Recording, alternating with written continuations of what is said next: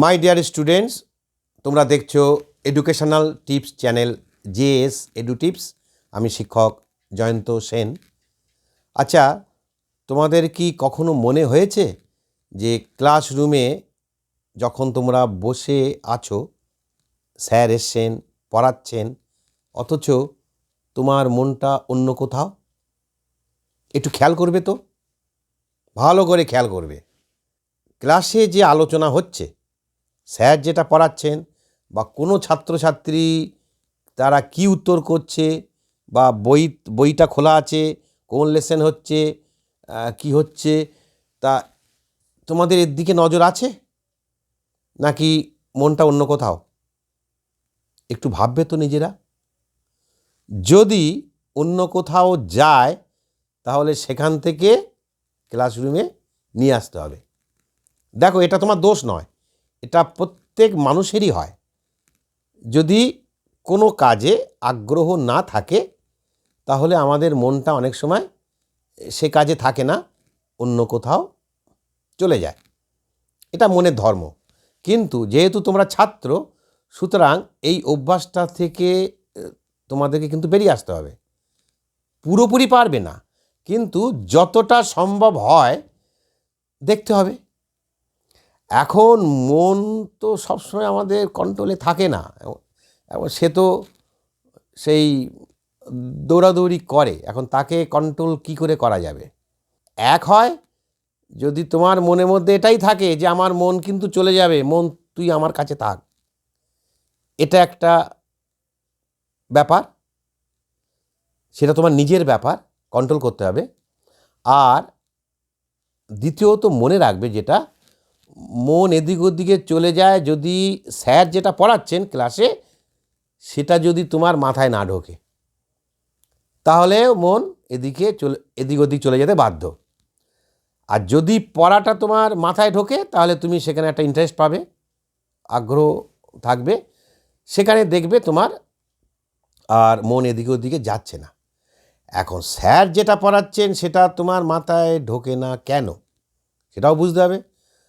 তাহলে যে টপিকটা আলোচনা হচ্ছে ক্লাসে, সেখানে হয়তো তোমার বেসটা যেটা সেটা হয়তো কাঁচা আছে। সে অঙ্ক হতে পারে, ইংরাজি হতে পারে, বা অন্য কোনো সাবজেক্ট হতে পারে। তা এর জন্যে আমি আমার আগের ভিডিওতে বলেছি যে আগে থেকে বাড়ি থেকে পড়ে যাও ভালো করে। সেটা আমি এর আগের ভিডিওতেই বলেছি, পারলে ওটা তোমরা দেখে নিও, যে 7টা নিয়ম অন্তত মানতে হয় আমাদেরকে। আচ্ছা, যাই হোক, এখন বেসটাকে তোমাকে তৈরি করতে হবে। এর জন্য আজ যেটা আমি তোমাদেরকে যেটা অ্যাডভাইস করব, যে মনে করো যে তুমি যে ক্লাসে পড়ো, ধরো তুমি 7-এ পড়ো সাপোজ, তা 7-এর বইতে যা লেখা আছে সে তোমার মাথায় ঢুকছে না। তুমি একটা কাজ করো, তুমি 6-এর বই জোগাড় করো, যদি বাড়িতে থাকে তা খুব ভালো। আর যদি 6-এর বইও মাথায় না ঢোকে তাহলে 5-এর বইটা জোগাড় করো। লজ্জা পাওয়ার কিছু নেই, নিজে নিজে পড়ো বাড়িতে একা একা, দরজাটা ভেজিয়ে নিজে নিজে একটু দেখো তো 5-এর অঙ্ক বইটা একটু খুলে একটু দেখি, বা ওই ক্লাস 5-এর ইংরাজি গ্রামারটা। বইতে তো যারা পুস্তক লেখক যারা ওটা লেখেন, তারা কিন্তু যথেষ্ট সহজ করে ছাত্রছাত্রীরা যাতে বুঝতে পারে সেভাবেই কিন্তু তারা বোঝানোর চেষ্টা করেন। তা সেটাকে একটু পড়তে হবে নিজে নিজে, সময় নিয়ে।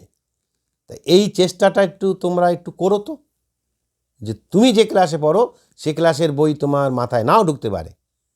এখানে যেটা বলবো, দেখবে তোমার বয়সে তুমি যে শ্রেণীতে পড়ো সেই শ্রেণীর যে পাঠ্য, সেটা তোমার হয়তো মাথায় সেই সময় ঢোকেনি।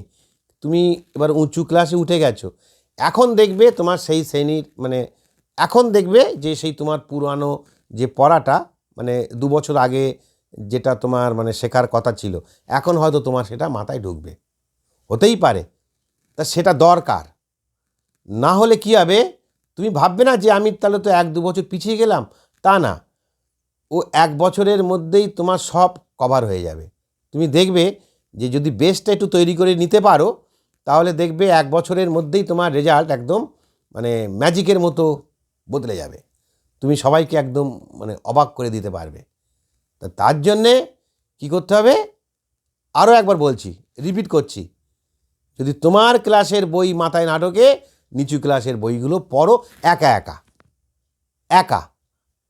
আর যদি না বুঝতে পারো, সে হেল্প করার জন্য সেটা আলাদা ব্যাপার, আলাদা কেউ তো তোমার গৃহশিক্ষকও থাকতে পারেন, বা স্কুলের স্যারকেও তুমি জিজ্ঞাসা করতে পারো, এতে লজ্জার কিছু নেই। আর যদি সেটা না করো, তাহলে দেখবে ওই মানে সেই আজীবন মানে সেই রেজাল্ট যদি খারাপ হয়, তা সেটা কিন্তু পরপর আরও খারাপই হয়। ঠিক আছে? তা এটা আমার একটা মেন অ্যাডভাইস, এটা তোমরা কিন্তু করবে, একটু করে দেখো না। ঠিক আছে, আজ এই পর্যন্ত, পরের ভিডিওতে আবার দেখা হবে, কথা হবে, বাই।